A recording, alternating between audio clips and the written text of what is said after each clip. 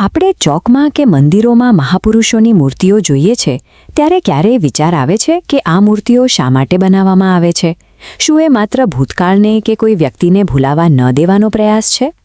જ્યારે કોઈ વ્યક્તિનું કર્મ સમયની સીમાઓ વટાવી જાય ત્યારે તે ઉમદા વિચારોને આવનારી પેઢીઓ માટે જીવંત રાખવા પથ્થરનો આધાર લેવો પડે છે. આજે નવા સૂરજ દેવળ ખાતે આવો જ એક પવિત્ર પ્રસંગ ઉજવાઈ રહ્યો છે. અહીં આ મંદિરના મુખ્ય દાતા પૂજ્ય શ્રી રાણીંગબાપુ સોમલાબાપુની પ્રતિમાનું અનાવરણ થઈ રહ્યું છે. તમે આજે સૂરજ દેવળ મંદિરની જે ભવ્યતા જુઓ છો તેનો સીધો સંબંધ રાણીંગબાપુના એ નિર્ણય સાથે છે જેણે આખા કાઠીકુળને ગૌરવ અપાવ્યું હતું. આ પથ્થરનું મહત્વ એના આકારમાં નહીં પણ એ નિસ્વાર્થ બલિદાનની વાર્તામાં છુપાયેલું છે જે આપણે હવે જોવાની છે. ચાલો સમયરેખામાં પાછળ જઈએ. વર્ષ 1910, વિક્રમ સંવત 1967. ત્રણેય પરજનાના કાઠી દરબારોની એક વિશાળ સભા મળી હતી.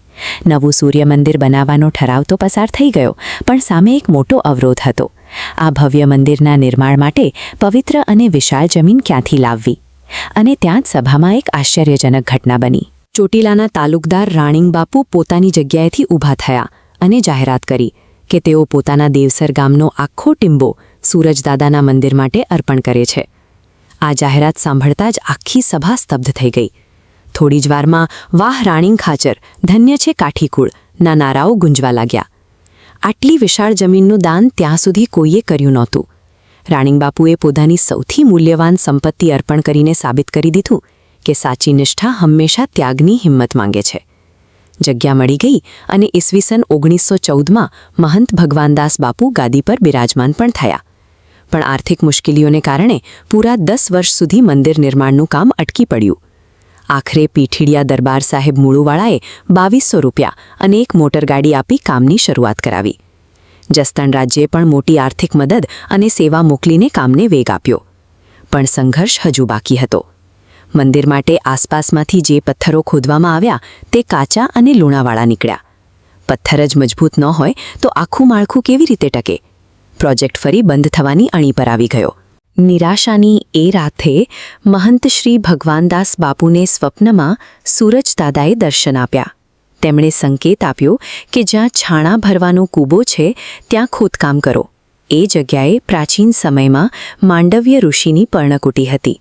અને ખરેખર જ્યારે એ નવી જગ્યાએ ખોદકામ થયું ત્યારે ત્યાંથી રાજુલા અને ધાંગધ્રાના પથ્થર જેવો જ અત્યંત મજબૂત અને ટકાઉ પથ્થર મળી આવ્યો. જ્યારે માનવીય પ્રયાસો ટૂંકા પડે છે ત્યારે અડગ શ્રદ્ધા જ કુદરતના ગર્ભમાંથી નવા રસ્તાઓ શોધી કાઢે છે. આ મંદિરના ઇતિહાસમાં એક એવો સંયોગ પણ જોડાયેલો છે જે કોઈને પણ આશ્ચર્યચકિત કરી દે. વાત મહંત ભગવાનદાસ બાપુના જીવન સાથે જોડાયેલી છે. તેમનો જન્મ ઈસવીસન 1864માં થયો.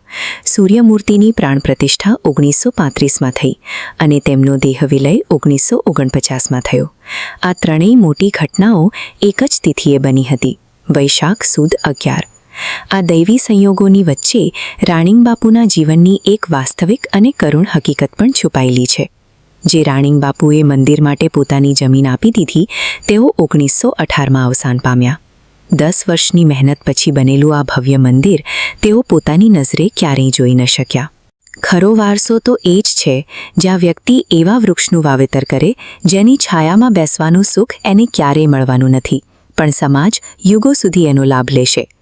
વર્ષ 1935માં જ્યારે સૂર્યદેવળની મૂર્તિ પ્રતિષ્ઠાનો ઉત્સવ ચાલતો હતો ત્યારે અનેક મહાન સંતો ત્યાં હાજર હતા. આટલા મોટા સર્જનના પાયામાં હોવા છતાં મહંત ભગવાનદાસજીની નમ્રતા જુઓ. ગાદી તકિયાના મુખ્ય આસનો ખાલી રાખી તેઓ સામાન્ય ભક્તોની સાથે જમીન પર બેઠા હતા. એ 1935નો કાળ હતો અને આજે આપણે આ નવનિર્મિત પ્રતિમા સામે ઊભા છીએ. રાણીંગબાપુનું આ સ્મરણ આપણને જીવનનો એક મોટો પાઠ શીખવે છે. ભગવદ્ ગીતા કહે છે, યદ્યદા ચરતિ શ્રેષ્ઠઃ તત્તદેવે તરોજનઃ. અર્થાત મહાન પુરુષો જેવું આચરણ કરે સમાજ તેને જ અનુસરે છે. આ પ્રતિમા શૌર્ય અને સંસ્કારના એવા જ માર્ગની યાદ અપાવે છે. યુવાનો માટે અહીં એક ઊંડો પાઠ છે.